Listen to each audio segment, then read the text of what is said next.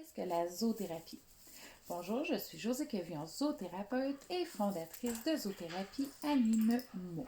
Aujourd'hui, je viens vous démystifier ce qu'est la zoothérapie. Il y a encore beaucoup de gens qui me demandent c'est quoi la zoothérapie? Est-ce que tu travailles dans un zoo?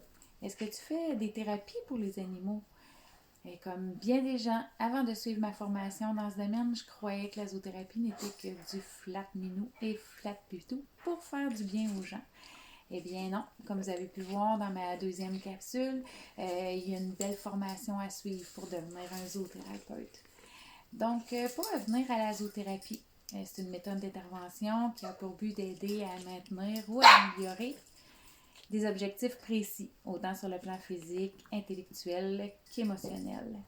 La zoothérapie amène une complémentarité aux thérapies conventionnelles. Donc, on remplace pas, on remplace pas le travail des professionnels, bien au contraire.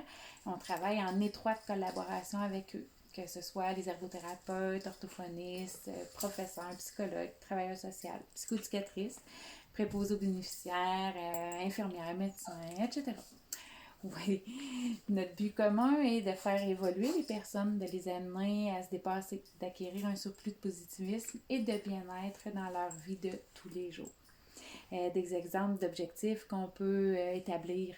Il y a travailler la gestion des émotions, travailler les consignes, briser l'isolement, diminuer le stress, travailler l'estime, la confiance, travailler la motricité fine globale, le langage, la mémoire, l'attention, la stimulation sensorielle, apprendre à vivre le moment présent et tout plein d'autres objectifs. Mais ce qui est intéressant en zoothérapie, c'est qu'on travaille avec l'animal ou pour l'animal. Celui-ci ne juge pas, il apaise, il rassure, il aide à l'approche et apporte une confiance plus rapidement.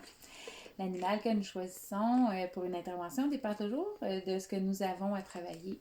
Disons que je veux travailler la gestion de l'anxiété. Pour ma part, la gestion de stress. Mais pour ma part, j'irai avec un chien anxieux.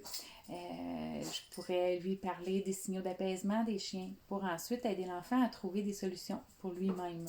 Lui demander comment tu crois que tel animal se sent dans telle situation. L'enfant va verbaliser ce que lui ressent.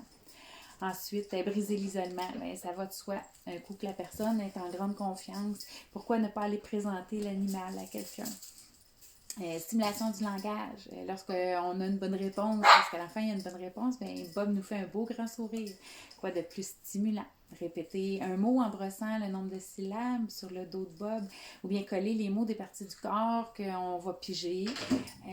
Ensuite, travailler la motricité fine, faire des tresses ou faire un collier à Bob. Hein. La motricité globale, bien, on peut faire des parcours moteurs. Ensuite, travailler l'attention, le contact visuel. On demande à l'enfant de faire une commande au chien. Dis-lui de s'asseoir. Si le chien ne fait pas, ben on le demande, OK, pourquoi qu'il ne fait pas? Oh, il n'a pas ton attention. Attends d'avoir son attention. Puis un coup qu'il a réussi, mais en même temps, ben, ça augmente la confiance en soi. On travaille beaucoup avec l'animal, mais également avec les intérêts de chacun, en suivant leur rythme. Exemple, j'ai un enfant qui avait une peur bleue des animaux. Il pouvait traverser le boulevard en courant sans regarder s'il rencontrait un chien. Ses intérêts étaient les Pokémon. Donc, j'ai passé par les Pokémon pour l'amener tranquillement vers les animaux. Après 9 rencontres, l'enfant nourrissait mon petit chien dans sa main. Puis, pas longtemps après, ce fut mon gros chien.